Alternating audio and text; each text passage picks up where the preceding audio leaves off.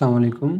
آج ہم حکایت عثمانی جو ملک عثمان صاحب کی بک ہے اس کا چیپٹر نمبر 67 مطالعہ کریں گے۔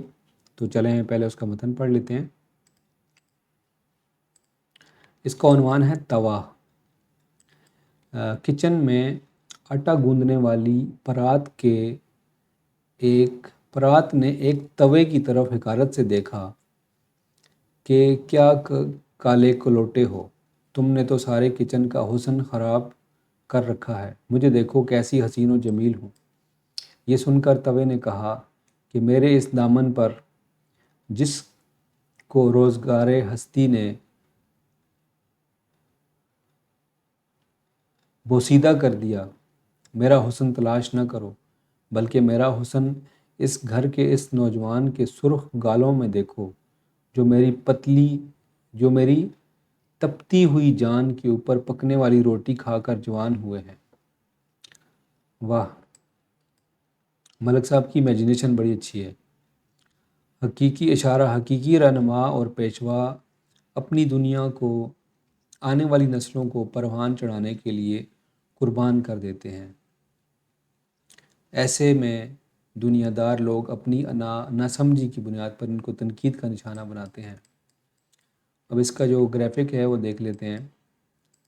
اس میں ہمیں یہ کچن نظر آ رہا ہے، کیبنٹس ہیں، یہ اس کا چولہا ہے اور یہ توا ہے اور یہ جو اس کی پلیٹ ہے۔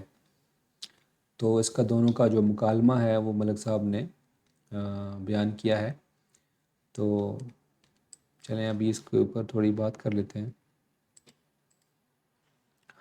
تو بیسیکلی بہت ہی خوبصورت مثال دی ہے ملک صاحب نے اس کے حوالے سے، اور اس میں جو مطلب ہے، ایک مجھے شعر یاد آ رہا ہے ہمارے اسکول میں، ہائی اسکول میں جب میں ہوتا تھا تو اس میں لکھا ہوتا تھا کہ مٹا دے اپنی ہستی کو اگر کچھ مرتبہ چاہیے، کہ دانہ خاک میں مل کر گل گلزار ہوتا ہے یا گل و گلزار ہوتا ہے۔ میری اردو اتنی خاص اچھی نہیں ہے، تو یہ کہہ رہے ہیں کہ مٹی کے اندر اگر تم چلے جاؤ گے، کیونکہ جو دانہ پکتا ہے وہ تو اپنے آپ کو ختم کر دیتا ہے، وہ اپنا وجود ختم کرتا ہے، وہ زمین کے اندر چلا جاتا ہے، اس کے بعد جا کے اس کی نمو ہوتی ہے اور وہ اپنے اوپر کتنے زیادہ اور پھلوں کو جنم دیتا ہے یا اس سے جنم ہوتا ہے۔ اسی طریقے سے جو توے کی مثال ہے وہ ایسے ہے کہ توا خود جلتا ہے، خود تپش برداشت کرتا ہے، وہ جو ہیٹ ہے وہ اس ہیٹ کے اوپر وہ روٹی کو پکاتا ہے، اور وہ جو روٹی ہے وہ نوجوان جو ہے وہ کھا کر اور وہ ہوتا ہے۔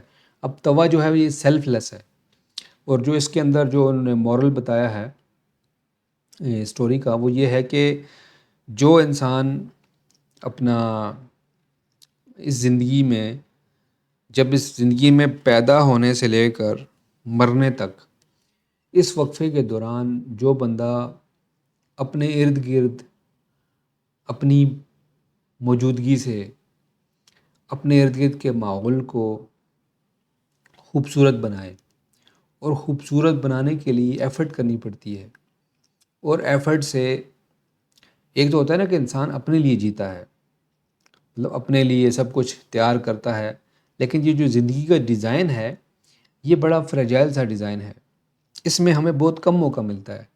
جیسے ہی انسان بچپن میں پیدا ہوتا ہے، چھوٹا بچہ ہوتا ہے، تو وہ اس کی کوشش ہوتی ہے کہ جلدی جلدی میں بڑا بن جاؤں۔ جیسے ہی وہ بڑا ہوتا ہے تو اس کو ٹائم نہیں ملتا، وہ بوڑھا ہونا شروع ہو جاتا ہے۔ تو ہمارا ہر چیز ایک لمحے سے مطلب ہم ڈاؤن کی طرف جا رہے ہیں، ہمارا جسم جو ہے یہ ایک بہت ہی فریجائل قسم کی پراپرٹیز کے ساتھ بنا ہوا ہے، اور بڑا لمیٹڈ ٹائم دیا گیا ہے۔ اس کے اندر ہم نے سارا کام ختم کر کے اپنے حصے کا، اور وہ اگلی نسلوں کو ایک بہتر ماحول دے کے جانا ہے۔ اس کی مثال ایک اور ہے کہ ہمارے جو جتنے بھی پیغمبر آئے ہیں، خاص طور پہ جن کا قرآن کریم میں حوالہ ملتا ہے، مطلب ہے کہ یوسف علیہ السلام تھے، ٹھیک ہے، یا حضرت محمد صلی اللہ علیہ وسلم تھے، ٹھیک ہے۔ ابھی حضرت محمد صلی اللہ علیہ وسلم نے جو ماحول دیکھا، کہ جس ماحول میں انہوں نے آنکھ کھولی اس میں جو چھوٹی بچیاں تھیں ان کو زندہ دفن کر دیا جاتا تھا، اس کے علاوہ وہاں پہ عورتوں کو کوئی حقوق نہیں تھے، مطلب ان کو زندہ دفن کر دیا گیا، اس کی حقوق کہاں سے آئیں گے؟ عورت ہی نہیں رہے گی تو حقوق کہاں سے آئیں گے؟ اس کے علاوہ بتوں کی پوجا تھی اور مختلف قسم کے مطلب ان کالڈ فار لڑائی جھگڑے، کوئی اس طرح کا سسٹم نہیں تھا۔ لیکن جیسے ہی نبی کریم صلی اللہ علیہ وسلم کی جو نبوت کا دورانیہ ہے، مطلب 23 ایئرز بتایا جاتا ہے، 23 ایئرز کے اندر انہوں نے پوری کی پوری سوسائٹی کو ٹرانسفارم کر دیا اور اپنے لیے کچھ بھی نہیں بنایا۔ مطلب سیلف لیسنس کی انتہا ہے ان کی جو زندگی ہے، ٹھیک ہے۔